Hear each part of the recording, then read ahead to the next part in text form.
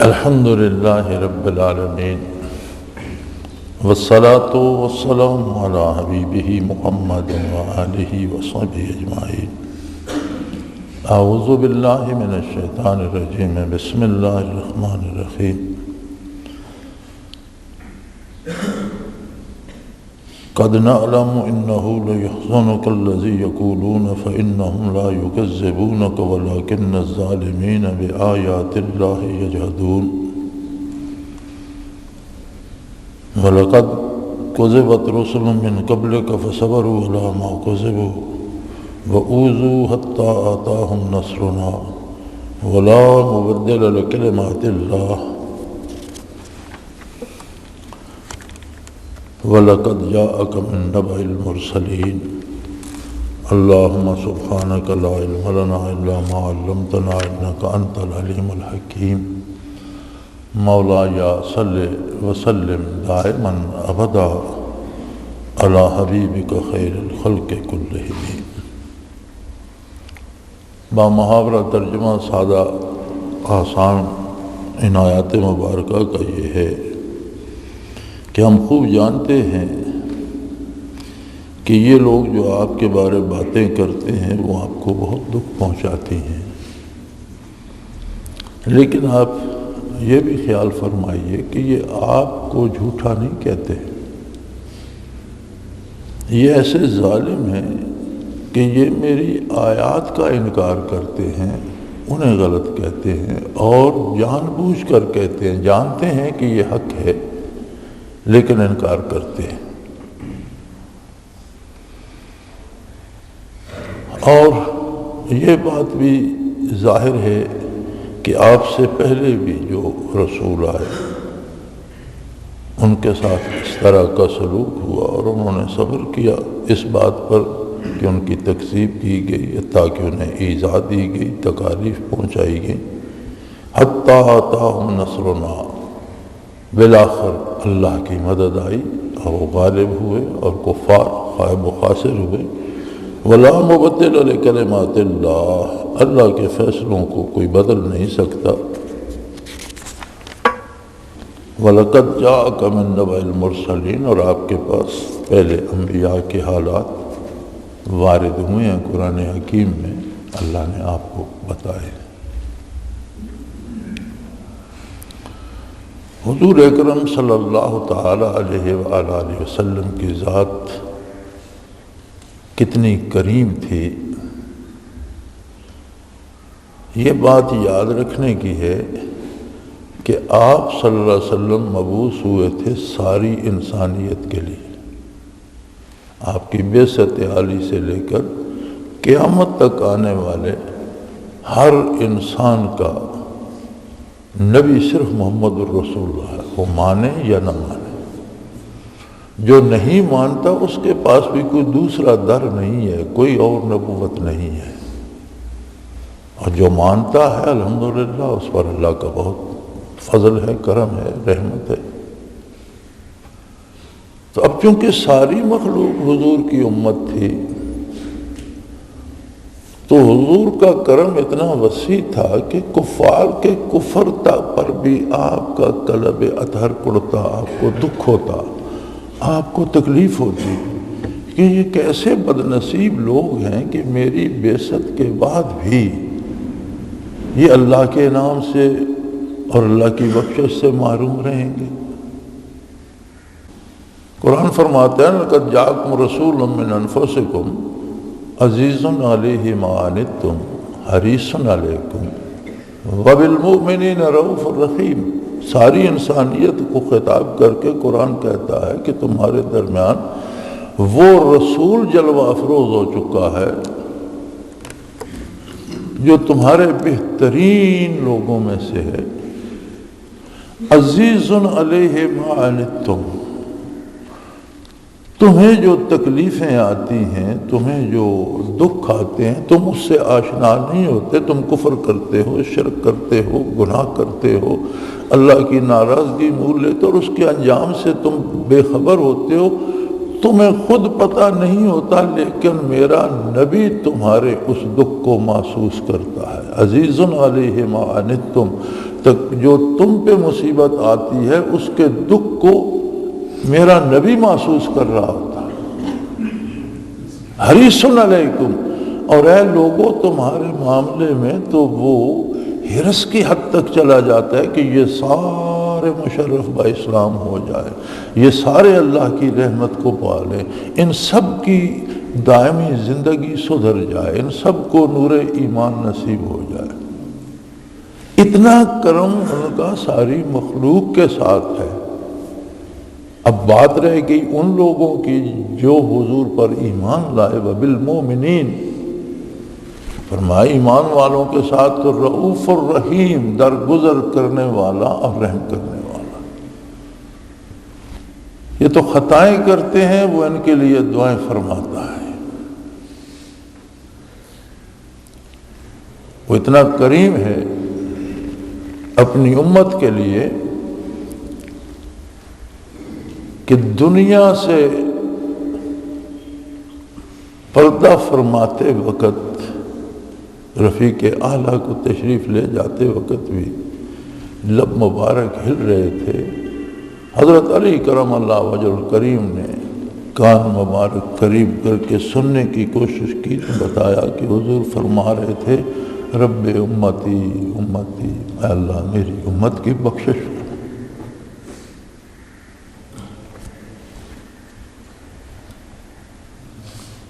لیکن یہ ساری بات شروع ہوتی ہے شان رسالت سے۔ یاد رکھیں حضور کی حیات طیبہ جو اس عالم آب و گل میں آپ نے بسر فرمائی، اس کے دو پہلو ہیں۔ ایک پہلو ہے کہ حضور دنیا میں جلوہ افروز ہوئے، مائی آمنہ کے گھر آپ پیدا ہوئے، حضرت عبداللہ کے گھر پیدا ہوئے، حضرت عبد المطلب کے گھر پیدا ہوئے، مکہ مکرمہ میں آپ پیدا ہوئے۔ آپ کی ولادت و سعادت پر بے پناہ برکات کا ظہور ہوا، بے پناہ برکات کا ظہور ہوا جو شمار نہیں کی جا سکتی۔ لیکن کسی ایک طبقے، کسی ایک خاندان، کسی ایک قوم کے لیے نہیں، برکات کا ظہور عالمین کے لیے ہوا۔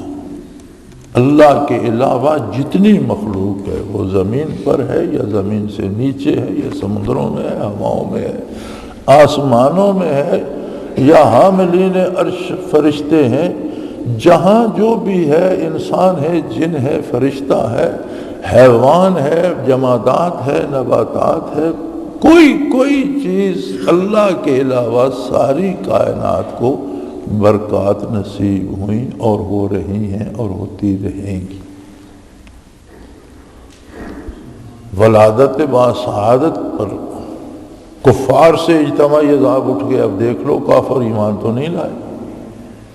پہلے جب کفر بڑھتا تھا، شرک بڑھتا تھا، گناہ بڑھتے تھے تو چہرے مسخ ہو جاتے تھے، قوموں کی قومیں غرق ہو جاتی تھیں، سیلاب میں ڈوب جاتی تھیں، ہوا کے طوفان، بادلوں سے پانی کی بجائے آگ برسی قوموں پر، زمین میں پھٹ گئی اور اس میں غرق ہو گئے۔ جب آپ دنیا پہ تشریف لائے تو یہ سارے عذاب ختم ہو گئے۔ یعنی کافروں کو بھی کتنا فائدہ پہنچا۔ اب یہ برکات گننے لگیں تو زندگی ختم ہو سکتی ہے، حضور کے محاسن اور آپ کی برکات ختم نہیں ہوتی۔ 40 برس آپ نے عمر مبارک مکہ مکرمہ میں بسر فرمائی قبل بعثت۔ 40 برسوں میں کسی شخص کا حضور صلی اللہ علیہ وسلم سے کوئی اختلاف نہیں تھا۔ مزے کی بات یہ ہے کہ کسی شخص کا کوئی اختلاف آپ صلی اللہ علیہ وسلم سے نہیں تھا۔ ہر شخص آپ کی عزت کرتا تھا، بلکہ بڑی پرانی لڑائیاں جو قبائل میں آ رہی تھیں، حضور اکرم صلی اللہ علیہ وسلم نے لوگوں کو جمع کیا، دونوں فریقوں کو بلایا اور ان کی صلح کرا دی، اور جو بڑی مدتوں سے چل رہی تھی خاندانی رنجشیں تھیں، ان میں صلح ہو گئی، دونوں فریقوں نے حضور کی بات مان لی۔ آپ چھوٹے سے تھے، لڑکپن تھا حضور کا، بیت اللہ شریف کی دوبارہ تعمیر ہوئی جو آج عمارت ہمیں نظر آتی ہے۔ پہلے یہ عمارت مستطیل تھی، حتیم بیت اللہ کا حصہ ہے۔ یہ اہل مکہ نے حضور کے بچپن میں تعمیر کی۔ اب اس میں تعمیر کے لمبے قصے میں نہیں جاتا۔ جھگڑا پڑ گیا جب حجر اسود کو رکھنے کا موقع ہے۔ ہر قبیلے کا سردار یہ چاہتا تھا اور ہر قبیلہ یہ چاہتا تھا کہ ہمارا سردار یہ پتھر حجر اسود اٹھا کر اپنی جگہ پر رکھے گا۔ جھگڑا بڑا، لوگوں نے تلواریں سونت لی اور قریب تھا کہ بیت اللہ شریف کے گردا گرد میدان کارزار گرم ہو جاتا۔ تو بعض سنجیدہ لوگوں نے انہیں کہا کہ لڑائی سے فیصلہ نہیں ہوگا، کچھ مارے جائیں گے، کچھ بچ جائیں گے، اور آئندہ نسلوں میں لڑائی چل پڑے گی، کوئی فیصلہ کرنا چاہیے۔ فیصلہ یہ ہوا کہ کل صبح کا انتظار کرو، جو شخص سب سے پہلے بیت اللہ شریف کے قریب آئے، حد حرم میں، مسجد حرام میں داخل ہو، اس پر فیصلہ چھوڑ دو، جو وہ کہے وہ کرو۔ فیصلہ ہو گیا۔ اللہ جل شانہ کے اپنے کام ہیں۔ کچھ لوگ اس انتظار میں ساری رات بیٹھے رہے کہ دیکھیں صبح کون داخل ہوتا ہے۔ اللہ صبح پہلا داخل ہونے والا ایک بچہ تھا اور وہ تھے محمد الرسول اللہ صلی اللہ علیہ وسلم۔ آپ کی عمر 7، 8 یا 9 برس ہوگی، آپ داخل ہوئے۔ اچھا، عجیب بات ہے کہ بڑے بڑے رؤساء، بڑے بڑے جہاں دیدہ لوگ، بڑے بڑے سرداران قبائل، وہ سارے خوش، انہوں نے کہا بھائی بات ہی ختم ہو گئی، یہ تو جو کریں گے وہ بہترین ہوگا۔ کسی نے یہ نہیں کہا کہ ہم سفید ریش ہیں، ہم بزرگ ہیں، ہمارا زندگی بھر کا تجربہ ہے، ہماری بات میں نہیں۔ سب نے کہا بھئی یہ بچہ جو ہے یہ تو جو کرتا ہے وہ حق ہوتا ہے۔ سب خوش ہو گئے، سب کو بلا لیا، منادی کرا دی کہ دیکھو فیصلہ چلا گیا محمد بن عبداللہ کے پاس۔ یاد رکھیں آپ اس وقت آپ نے محمد الرسول ہونے کا اعلان نہیں فرمایا تھا، اس وقت آپ محمد بن عبداللہ تھے صلی اللہ علیہ وسلم۔ سب خوش ہو گئے۔ عرض کی کہ اب آپ تشریف لے آئے ہیں تو ہم نے کل یہ فیصلہ کیا تھا کہ جو پہلے داخل ہوگا وہ حجر اسود نصب کرے گا۔ اب آپ فیصلہ کیجئے، آپ کریں گے، کوئی اور اٹھا کر کون کرے گا، یہ آپ کا فیصلہ ہے۔ سبحان اللہ، آپ کا فیصلہ دیکھیے۔ آپ نے فرمایا ایک چادر لاؤ، چادر لائی گئی۔ حضور نے حجر اسود اٹھا کر چادر پر رکھ دی۔ فرمایا جتنے قبائل ہیں مکہ کے سب کے سرداروں کو بلاؤ۔ تمام سرداروں کو بلایا گیا۔ حضور نے فرمایا تم سب ایک ایک ہاتھ چادر کو ڈالو۔ سب نے چادر کو ہاتھ ڈالا۔ فرمایا اس چادر کو اٹھا کر وہاں تک لے آؤ جہاں حجر اسود نصب کرنا ہے۔ سب نے چادر کو اٹھایا، وہاں تک لے آئے۔ حضور صلی اللہ علیہ وسلم نے اٹھا کر دیوار پر رکھ دیا۔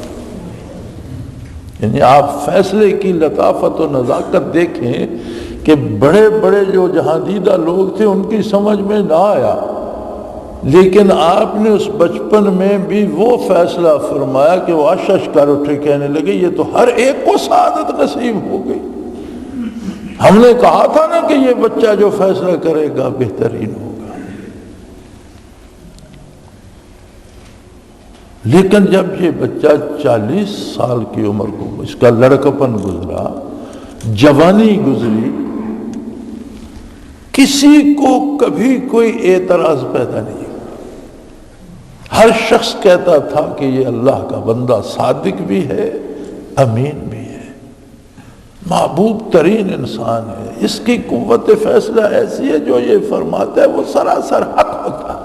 وہ کہنے لگے دیکھو کتنے کتنے بڑے سردار تھے، تلواریں سوت کر لڑنے پر آ گئے، یہ کسی کو عقل نہیں آئی۔ یہ تو اب تو عام سی بات لگتی ہے یار، یہ تو سادہ سا مسئلہ تھا، سارے اٹھا لیتے اور کوئی ایک اٹھا کے رکھ دیتا، یہ تو بڑی آسان سی بات تھی۔ لیکن تب آسان ہوئی جب آپ نے بتائی۔ 40 برس تک کسی کا کوئی جھگڑا حضور کے ساتھ نہیں تھا، تاریخ دیکھ لیجیے۔ بلکہ قرآن نے ان 40 برسوں کو حضور کی نبوت پہ دلیل کے طور پر بھی پیش کیا، ولا عمر ہے، تیری زندگی کی قسم، آپ کے ان 40 برسوں کی قسم، یعنی وہ 40 برس گواہ ہیں کہ آپ جو کہتے ہیں حق کہتے ہیں، آپ غلط نہیں کہتے۔ یہ اچانک کیا ہوا کہ سارے مشرکین، سارے سرداران قریش سوائے ان خوش نصیبوں کو جنہیں ایمان نصیب ہوا، سارے حضور کے نہ صرف ایذا کے بلکہ قتل کے درپے ہو گئے، جو کلمہ پڑھتا اس کی ایذا کے درپے ہو گئے، حضور سے لین دین بلکہ کھانا پینا تک آپ کا بند کر دیا، 3 سال تک مقاطع رہا، اور صحابہ کرام انتہائی تکلیف میں رہے، لوگوں نے چمڑے جلا کر ان کی چھائی پھانک کر گزارا کیا، پانی تک کوئی نہیں دیتا تھا۔ یہ کیا ہو گیا 40 سال بعد؟ کیا تبدیلی آ گئی؟ 40 سال بعد حضور نے اعلان نبوت فرما دیا، نزول وحی شروع ہو گیا، توحید باری کی بات ہو گئی، تو ساری دنیا مخالف ہو گئی۔ یہاں قومیں 2 بن گئیں، پہلے ایک ہی قوم تھی، قبائل مختلف تھے لیکن ملت ایک تھی، الکفر ملت واحدہ کما قال رسول اللہ صلی اللہ علیہ وسلم، کفر ایک ہی قوم ہوتی ہے، ایک ہی ملت ہوتی ہے، ان کے عقائد یعنی رنگ مختلف، جیسے کتے سارے کتے ہوتے ہیں، کوئی سفید ہے، کوئی سیاہ ہے، کوئی بھونکنے والا ہے، کوئی شکار کرنے والا ہے، کوئی لڑنے والا ہے، ان کے عادات و اطوار، رنگ، قد، کاٹ مختلف ہو سکتے ہیں، لیکن کتا ہونے میں تو سب میں ایک ہے نا، سب ایک جیسے۔ اسی طرح کافر سارے کافر ہوتے ہیں، کفر ایک قوم ہے اور مومن دوسری قوم ہے۔ یہ ہے 2 قومی نظریہ۔ یہ تب پیدا ہوا جب حضور نے اعلان نبوت فرمایا، جنہوں نے قبول کیا وہ مومن ہو گئے، یہ نئی قوم پیدا ہو گئی، اور جنہوں نے نہیں کیا وہ اس پہلے والی قوم میں رہ گئے۔ اب بندے مومن تو الگ ہو گیا بعثت عالی سے،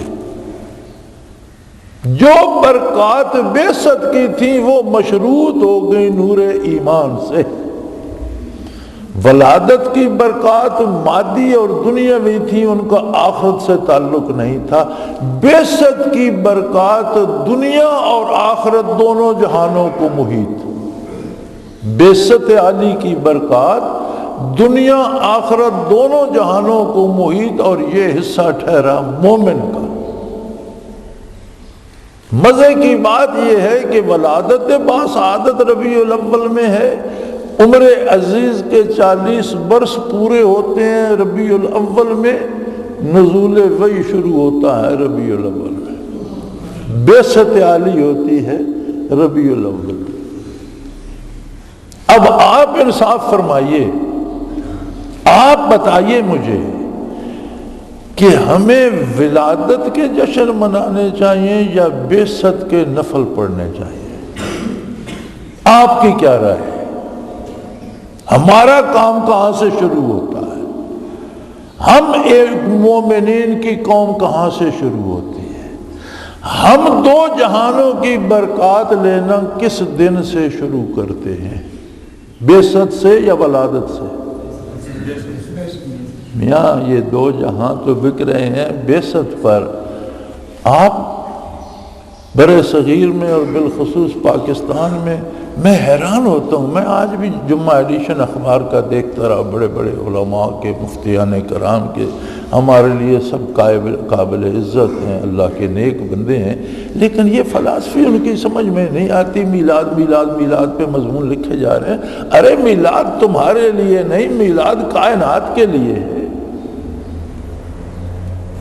حیوانوں کے لیے، درختوں کے لیے، پتھروں سمندروں کے لیے، آسمانوں کے لیے، فرشتوں کے لیے، عرشوں کے لیے، ما سوی اللہ کے لیے، اللہ کے علاوہ ساری کائنات کے لیے میلاد کی برکات ہیں۔ لیکن یاد رکھو وہ برکات صرف دنیاوی ہیں، ان کا آخرت سے، قرب الہی سے، ایمان باللہ سے، لا الہ الا اللہ محمد الرسول اللہ سے کوئی تعلق نہیں۔ ہمارا تعلق بن گیا جیسے حضور مبعوث ہوئے تو ہم ایک نئی قوم بن گئے ایمان لانے والے. اور اللہ کریم نے فرمایا وہ کائنات ساری میرے احسانات کے نیچے دبی ہوئی ہے، اور کائنات کا کوئی فرد میرے احسانات کو گن بھی نہیں سکتا. وَإِن تَعُدُّوا نِعْمَتَ اللَّهِ لَا تُحْصُوهَا، اگر اللہ کے انعامات کو تم گننا چاہو تم گن نہیں سکتے.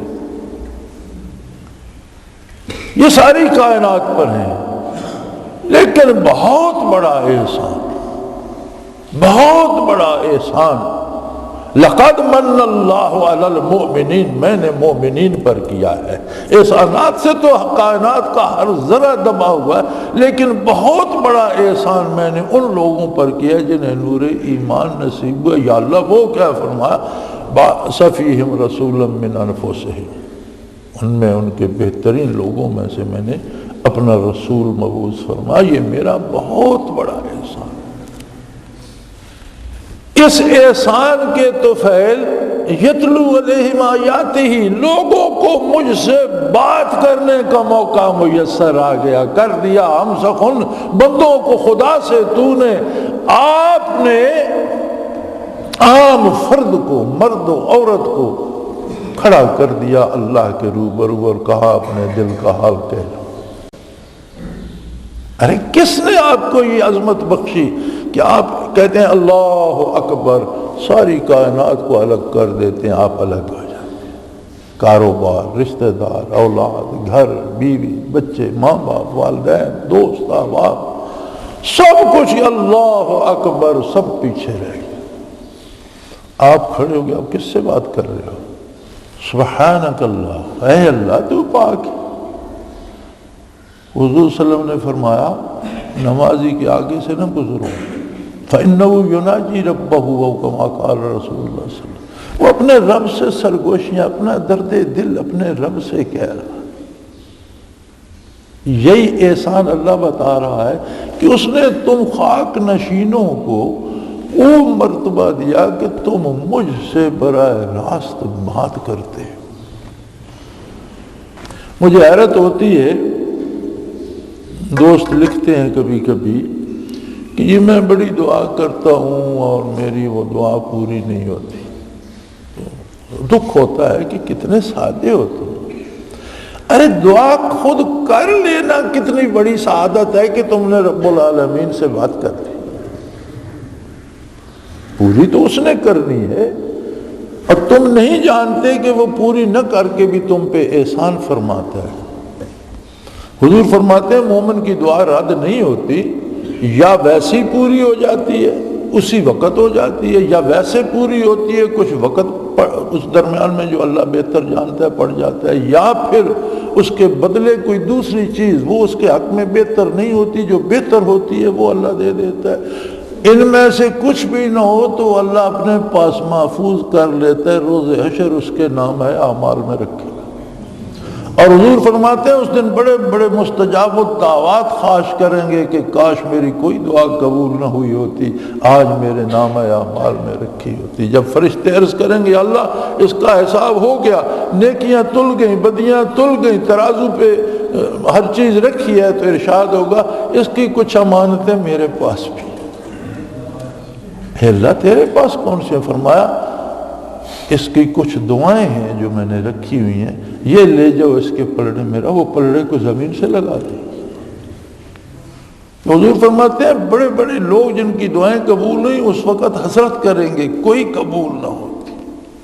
یہ کتنی عجیب سی بات ہے یہ شکایت. بلکہ اس پہ تو شکر کریں کہ اللہ سے بات کرنے کی توفیق تو ہوگی. کتنے لوگ ملتے ہیں جا کر ملک کے صدر سے، وزیر اعظم سے، جو ملتے ہیں جو کہتے ہیں سارا ہو جاتا ہے. نبی ہو تو وہ پھولے نہیں سماتے کہ میری بات تو وزیر اعظم سے ہو گئی، میں نے بات تو صدر سے کر لی، میں گورنر سے ملا، گورنر ہاؤس جا کر اس نے میری بات تو سن لی. رب العالمین سے بات کر کے آپ کو فخر نہیں ہوتا؟ یہ تو منصب آپ کو دے دیا محمد الرسول اللہ نے، نہ کسی مفتی کے محتاج، نہ کسی علامہ کے محتاج، نہ کسی مولوی کے محتاج، نہ کسی پیر صاحب کے محتاج۔ وضو کرو، قبلہ رو کھڑے ہو جاؤ، اللہ اکبر کہہ کے کائنات کو چھوڑو، کرو بات اللہ کریم سے۔ تمہاری کوئی سنتا ہے یا نہیں؟ تمہیں کوئی گھاس ڈالتا ہے یا نہیں؟ گھر میں بازار میں تمہاری کوئی عزت ہے یا نہیں؟ یہاں تم ایک معزز و معتبر بندے ہو اللہ کے، اور براہ راست اللہ سے بات کر لو، اس سے آگے اور کیا چاہیے؟ اور پھر ہم اس منصب کو بھول جائیں اور میلاد پہ چلے جائیں جہاں کافر مومن سب ہے، مومن تو ہے ہی کوئی نہیں۔ میلاد پر کسی کو ایمان نصیب نہیں ہوا ہے، ایمان کا تعلق تو بے ست سے۔ اللہ فرماتا ہے میں نے بڑا احسان کیا مومنین پر، یہ تو کائنات میرے احسان سے دبی ہوئی ہے، لیکن ان پر میں نے نرالا احسان کیا کہ میرا بندہ مبعوث ہوا رسالت سے سرفراز ہو کر، اور انہیں مجھ سے بات کرنے کی طاقت دے دی۔ وَيُزَكِّيهِمْ، ان کے دلوں کو پاک کر دیا، جہاں کفر و شرک، گناہ، جرائم کی سیاہیاں بھری ہوئی تھیں، وہاں میرے تجلیات ذاتی سے اسے روشن کر دیا۔ اب اور کیا چاہتے ہیں؟ وَيُعَلِّمُهُمُ الْكِتَابَ وَالْحِكْمَةَ، اور انہیں میری کتاب کا علم دے دیا اور اس کے مفاہیم سمجھا دیے، انہیں یہ بتا دیا کہ میں ان سے کیا چاہتا ہوں اور انہیں کس طرح سے جینا ہے۔ تو پھر میری سمجھ میں یہ آتا ہے کہ ہمیں بعثت منانی چاہیے، جسے اللہ شمار کر رہا ہے کہ میں نے بڑا احسان کیا۔ قرآن کریم میں جہاں جہاں تذکرہ ملتا ہے آقا نامدار صلی اللہ علیہ وسلم کا، جو مجھے یاد ہے 4 جگہ پر اس میں محمد صلی اللہ علیہ وسلم سے تذکرہ ملتا ہے حضور صلی اللہ علیہ وسلم کا۔ اللہ فرماتا ہے وَمَا مُحَمَّدٌ إِلَّا رَسُولٌ، حضرت محمد صلی اللہ علیہ وسلم کیا ہیں؟ وہ میرے رسول ہیں، کوئی عام بات نہیں ہے۔ یعنی جہاں نام نامی آیا رسالت آ گئی۔ محمد الرسول اللہ والذین معہ، محمد اللہ کے رسول ہے اور جو ان سے فیض یاب ہوا کہ ان کے فضائل بتائے۔ ما کان محمد نبا احد من رجالکم ولکن رسول اللہ، یعنی جہاں جہاں نام نامی آیا والذین آمنوا بما نزل علی محمد صلی اللہ علیہ وسلم، چوتھی جگہ بھی جو لوگ اس بات پر ایمان لائے جو حضرت محمد صلی اللہ علیہ وسلم پر نازل ہوئی، یعنی 4 جگہ اس میں گرامی لے کر اللہ نے ذکر خیر فرمایا، تو چاروں جگہ ساتھ رسالت کا ذکر فرمایا، ولادت کا نہیں۔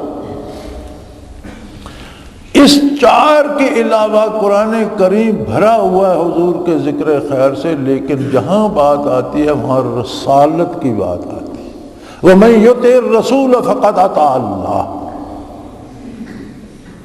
وَمَن يُطِعِ الرَّسُولَ فَأُولَٰئِكَ مَعَ الَّذِينَ أَنْعَمَ اللَّهُ عَلَيْهِم مِّنَ النَّبِيِّينَ وَالصِّدِّيقِينَ وَالصَّالِحِينَ وَحَسُنَ أُولَٰئِكَ رَفِيقًا، جس نے میرے رسول کی اطاعت کی آخرت میں وہ نبیوں کے ساتھ ہوگا، صدیقوں کے ساتھ ہوگا، شہیدوں کے ساتھ ہوگا، صالحین کے ساتھ ہوگا۔ اور پورے قرآن میں آپ دیکھتے چلے جائیے رسالت کی بات ہے، ولادت کی نہیں۔ اس کا مقصد یہ ہے، اس کی وجہ یہ ہے کہ ہمارا تعلق رسالت اور حضور کی نبوت سے ہے، اور ولادت سے ساری کائنات کا تعلق ہے، کفار و مشرکین کا بھی، جانوروں کا بھی، حیوانات کا بھی، ملائکہ کا بھی، جنوں کا بھی، ہر چیز کا۔ تو یہ بڑی عجیب بات ہے، مجھے بڑی حیرت ہوتی ہے۔ میں نے آج بھی مضامین دیکھے علماء حضرات کے 2-3 اخباروں میں، میلاد شریف کیا حضور کا دنیا پہ تشریف لانا اس لیے تھا کہ ہم ہاؤ ہو کریں، شور شرابہ کریں، دیگیں پکائیں، چندے جمع کریں، کھائیں پئیں، ہلڑ بازی مچائیں۔ اب بعثت علی پہ یہ سب کچھ نہیں ہو سکتا. جب بعثت کی بات ہوگی تو ایک بزم ادب سج جائے گی. جب بات کو کہتے ہیں یہ وہابی ہیں، یہ یا رسول اللہ نہیں کہنے دیتے، یہ درود نہیں پڑھنے دیتے، ارے ظالمو، وہابی بھی کوئی ہوگی، پتہ نہیں کون وہابی ہے کون سنی، ہم نہیں جانتے. ہم تو سادے سادے مسلمان ہیں جو اللہ اللہ کا رسول کہتا ہے اسے ماننے والے. ہم صرف مسلمان ہیں. اللہ کریم فرماتا ہے ان اللہ و ملائکتہ یصلون علی النبی، یقیناً اللہ بھی اپنے نبی پہ درود بھیجتا ہے، اس کے فرشتے بھی بھیجتے ہیں. اللہ کریم کیسے درود بھیجتا ہے بھئی؟ فرشتے کیسے بھیجتے ہیں؟ اللہ عملاً ہر وقت رحمت نازل کرتا رہتا ہے. اس نے کسی کو اپیل تو نہیں کرنی کہ میرے نبی پہ رحمت نازل کر، اس نے تو خود کرنی ہے. اللہ کا درود یہ ہے کہ ہمہ وقت سبز گنبد پہ رحمت الہی کا نزول ہمہ وقت ہو رہا ہے، رات دن کوئی لمحہ خالی نہیں. درود کا معنی ہی یہ ہے درا یدرو سے وہ کام جو کبھی ختم نہ ہو، ہمیشہ جاری رہنے والا کام. درود کا معنی کیا ہے؟ ہمیشہ جاری رہنے والا کام. ان اللہ و ملائکتہ یصلون علی النبی، یقیناً اللہ ہمہ وقت رحمتیں بھیجتا ہے. اس کے فرشتے ہمہ وقت گزارش کرتے ہیں یا اللہ مزید رحمتیں بھیج اپنے حبیب صلی اللہ علیہ وسلم پر. پھر فرماتا ہے یا ایھا الذین آمنوا، یا ایھا الناس نہیں فرمایا، سب کو نہیں، میلاد والوں کو نہیں لیا، ایمان والوں کو، بعثت والوں کو لیا. یا ایھا الذین آمنوا صلوا علیہ وسلموا تسلیما، تم بھی میرے نبی پر درود بھی بھیجو، سلام بھی بھیجو، اور ایسے بھیجو جیسا بھیجنے کا حق ہے. صلوا علیہ وسلموا تسلیما، صلات بھی بھیجو، سلام بھی بھیجو، اور ایسا بھیجو جیسا بھیجنے کا. پھر وہ خود سکھا دیا کہ اس طرح بھیجو. وضو کرو، کپڑے پاک کرو، جگہ پاک ہو، قبلہ رو ہو جاؤ، 2 رکعت نماز نیت لو، نوافل نیت لو. پہلے میری عظمت پاکی بیان کرو، ساری تعریفیں اللہ کی ہیں، عظمت اللہ کے لیے ہے. پھر وعدہ کرو کہ یا اللہ ہم صرف تیری عبادت کرتے ہیں، کسی کے سامنے نہیں جھکتے، سارے کاموں میں صرف تجھ سے مدد چاہتے ہیں، تجھے چھوڑ کر کسی کے دروازے پہ نہیں جائیں گے. پھر پہلے اپنی بات کرو کہ اللہ ہمیں ہمیشہ نیک لوگوں کے ساتھ رکھنا، ہمیں برے راستے اور برے لوگوں کے راستے سے بچانا. پھر قرآن کریم تلاوت کرو، اس کے بعد رکوع کرو، رکوع کی حالت میں جھک کر میری عظمت میں سبحان ربی العظیم. پھر قیام کرو، اعلان کرو سمع اللہ لمن حمدہ ربنا ولک الحمد. ہر تعریف جو کی جائے وہ خود سنتا ہے، اور اے اللہ ساری تعریفیں تو ہے ہی تیری، ساری خوبیاں ہے ہی تیرے. اب سجدے میں چلے جا، ایک سجدہ کرو، کہو سبحان ربی الاعلیٰ، پھر جلسہ کرو، پھر سجدہ کرو، پھر تسبیحات پڑھو سبحان ربی الاعلیٰ، پھر کھڑے ہو جاؤ، پھر الحمد سے شروع ہو جاؤ، پھر وہ ساری میری تعریفیں دہراؤ، اپنے وعدے دہراؤ، قرآن پڑھو، رکوع کرو، 2 سجدے کرو. اب عطایات میں بیٹھ جاؤ، اب کہو التحیات للہ وصلوات وطیبات. ساری مالی جانی زبانی ساری عبادتیں ہیں اللہ تیرے لیے ہیں. اب کہو السلام علیکہ ایھا النبی، اے نبی سلامتی ہو تیری ذات خالص صفات. اب مزہ آیا نا سلام کہنے کا. یہ نہیں کہا کہ ٹریکٹر پر بیٹھ جاؤ، لاؤڈ سپیکر لگا لو اور گلی گلی پھرو کہو الصلوۃ والسلام علیکہ یا رسول اللہ. یہ نہیں، یہ بارگاہ وہ نہیں ہے، یا شور شرابہ نہیں. 1000 بار بشویم دہن سے مشک و گلاب، شاعر کہتے ہیں میں 1000 بار اپنا منہ، اپنی زبان غلاب اور کستوری سے دھوموں. 1000 بار بشویم دہن سے مشک و گلاب، ہنوز نام تو گفتن کمال بے ادبی، ابھی بھی میرا منہ اس قابل نہیں ہے کہ میں آپ کا نام نامی لے سکوں. تو اللہ نے خود صلاۃ و سلام کا طریقہ تو سمجھا دیا. جتنے نمازی ہیں وہ روزانہ کتنی بار پڑھتے ہیں؟ 4 رکعتیں فجر کی پڑھتے ہیں، ظہر کی 4 سنتیں 4 فرض، پھر 2 نفل 2 سنتیں 12 رکعت پڑھتے ہیں، 8 رکعت عصر کی پڑھتے ہیں، پھر مغرب کی، پھر 7 اوابین پڑھتے ہیں، پھر عشاء، پھر تہجد، پھر اشراق، پھر ضحیٰ، اور جس کو جتنا نصیب ہوتا ہے فرمایا ہر 2 رکعت کے بعد عرض کرو السلام علیکہ ایھا النبی، لیکن سلام پڑھنے کا یہ قاعدہ ہے۔ پھر ان شہادت دو ان کی رسالت کی، پھر نام نامی آ گئے، پھر درود پڑھو ان پر، پھر نام نامی آ گئے۔ 4 دفعہ اس میں مبارک درود میں آیا، 1 دفعہ تشہد میں آیا، 1 دفعہ سلام میں آیا، 6 دفعہ میرے نبی کا نام لے کر درود بھی بھیجو سلام بھی بھیجو، لیکن پورے ادب و احترام کے ساتھ زبان کو دل کو میرے ذکر سے پاک کر کے، لباس کو پاک کر کے، جگہ پاک ہو، روح بقبلہ ہو، پہلے رکوع و سجود کر کے حضور حق حاصل کر کے میری بارگاہ میں بیٹھ کر میرے نبی پر سلام پڑھو کہ ادب گاہ است زیر آسمان از عرش نازک تر، یہ ادب گاہ جو زمین پر ہے زیر آسمان یہ عرش عظیم سے نازک تر ہے۔ فرمایا یہاں جس کی آواز اونچی ہو گئی، لا ترفعوا اصواتکم فوق صوت النبی، بارگاہ عالی میں زبان اونچی نہ کرو، ان تحبط اعمالکم وانتم لا تشعرون، تمہاری ساری نیکیاں ضبط ہو جائیں گی، کوئی جہاد، کوئی غزوات، کوئی ہجرتیں، کچھ کام نہیں آئے گا اگر اس بارگاہ میں آواز اونچی ہو۔ ہمارے یہ جشن میلاد اس معیار پہ پورے اترتے ہیں؟ یہ لوگوں کو یہ علماء حضرات کہاں لے جا رہے ہیں؟ وہ عام آدمی تو شاید اس میں اتنا شعور نہیں، لیکن علماء تو یہ سارے حقائق، جو میں کوئی نئی بات تو نہیں کر رہا ہوں، کوئی ایسی بات تو نہیں کر رہا ہوں جو ذکر عالی میں نہ ملتی ہو، جو سیرت عالی میں نہ ملتی ہو، جو قرآن میں نہ ملتی ہو، علماء تو سارے جانتے ہیں۔ یہ لوگوں کو کہاں لے جا رہے ہیں؟ یہ لوگوں کو اس ملت واحدہ میں لے جانا چاہتے ہیں۔ بھئی ملتیں 2 ہو گئی ہیں، اچھا وہی اللہ کا رسول صلی اللہ علیہ وسلم جس کی بچپن میں بھی سارے بات مانتے تھے، لڑکپن میں بھی مانتے تھے، جوانی میں بھی مانتے تھے، جب ایسا اعلان نبوت فرمایا تو انکار کر گئے۔ نبوت تک تو آپ کی کسی بات سے کسی فرد نے کوئی انکار نہیں کیا۔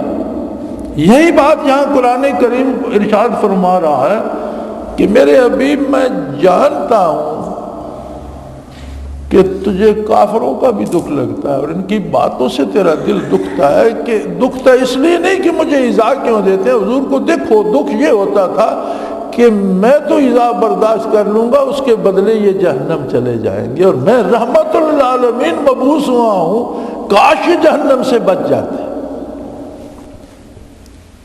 اللہ کریم فرماتے ہیں فَإِنَّهُمْ لَا يُكَذِّبُونَكَ، میرے حبیب آپ کو تو یہ اب بھی جھوٹا نہیں کہتے، آپ کی تکذیب تو نہیں کرتے، وَلَكِنَّ الظَّالِمِينَ بِآيَاتِ اللَّهِ يَجْحَدُونَ، یہ ایسے ظالم ہیں کہ میری باتوں کی تکذیب کرتے ہیں، آپ کو تو آپ بھی صادق و امین کہتے ہیں۔ یعنی یہ ایسے ظالم ہیں کہ یہ میلاد سے انکار نہیں کرتے، بعثت سے کرتے ہیں۔ آپ کی بات نبوت سے پہلے کی ہو تو اس پہ تو خوش ہیں سارے، جب آپ میری بات کرتے ہیں تو یہ ایسے ظالم ہیں کہ پھر ان کا پارا چڑھ جاتا ہے۔ اور فرمایا یجحدون، کفر جہودی کرتے ہیں۔ کفر جہودی یہ ہوتا ہے کہ ایک بات کو آپ جانتے ہیں کہ یہ سچ ہے لیکن ماننا نہیں ہے، تو فرمایا یہ جانتے ہیں کہ آپ جو کچھ فرما رہے ہیں یہ حق ہے، مانتے نہیں، ظالم ماننا نہیں چاہتے۔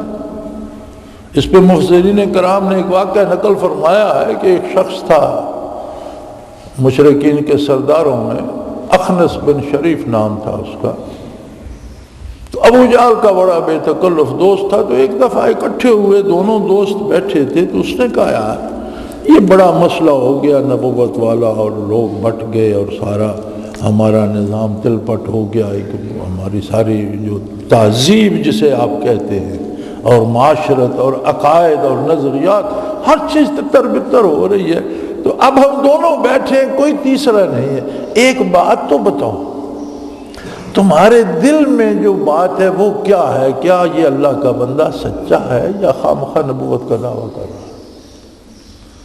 ابو جہل نے اسے کہا کہ تم بھی بے وقوف ہو، میں تو تمہیں دانا سمجھتا۔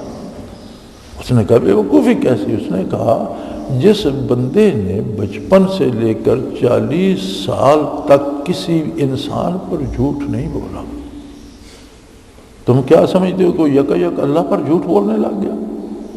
بے وقوف اللہ کا سچا رسول ہے۔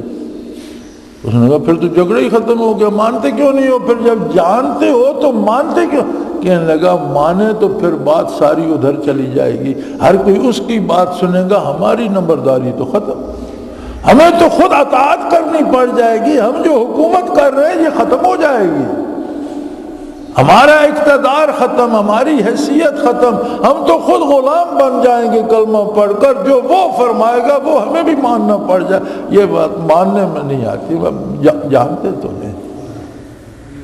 اللہ کریم نے یہاں یہی فرمایا کہ بِآیاتِ اللہ یجحدون، ضد سے انکار کرتے ہیں، جانتے ہیں کہ یہ سچ ہے۔ تو میرے بھائی، میں انصاف آپ پر چھوڑتا ہوں، ہمیں اعلان بات کرنی چاہیے بعثت محمد رسول اللہ کی نہیں، ہمیں یہ کہنا چاہیے کہ ہم مانتے ہیں اللہ کے رسول ہیں صلی اللہ علیہ وسلم، برکات رسالت یہ ہیں، قلب روشن ہو جاتے ہیں، سینے منور ہو جاتے ہیں، اللہ سے شرف ہم کلامی نصیب ہو جاتا ہے، دنیا تو دنیا، آخرت بھی نصیب، آخرت بھی جھولی میں پڑ جاتی ہے۔ میری گزارش تو یہ ہے اس ماہ مبارک میں اس پہ مضمون لکھے جائے، قوم کو اس سے آگاہ کیا جائے۔ پتہ نہیں میری سمجھ میں نہیں آتا، ہمارے لکھنے والے، ہمارے علماء حضرات، میں نے آج بھی جن کے مضامین دیکھے نے، ہاں میلاد میں ایک ہے، ادب و احترام کی کوئی قید نہیں، جشن ہے، گھوڑے پٹاخے چلاؤ، شور شرابہ، بین واجے بگاؤ، اچھل کود کرو، چندے جمع کرو اور کھاؤ پیو، جیبیں بھرو۔ یار کم از کم نام محمد الرسول اللہ کو بیچ کر مت کھاؤ، چوری کر لو، ڈاکہ کر لو، کسی کو قتل کر کے پیسے چھین، وہ اتنے برے نہیں ہیں جتنا حضور کا نام بیچ کر پیسے لوگے تو جتنی تکلیف اس سے تمہیں ہوگی، جتنے اللہ کے نزدیک جتنا بڑا یہ جرم ہے۔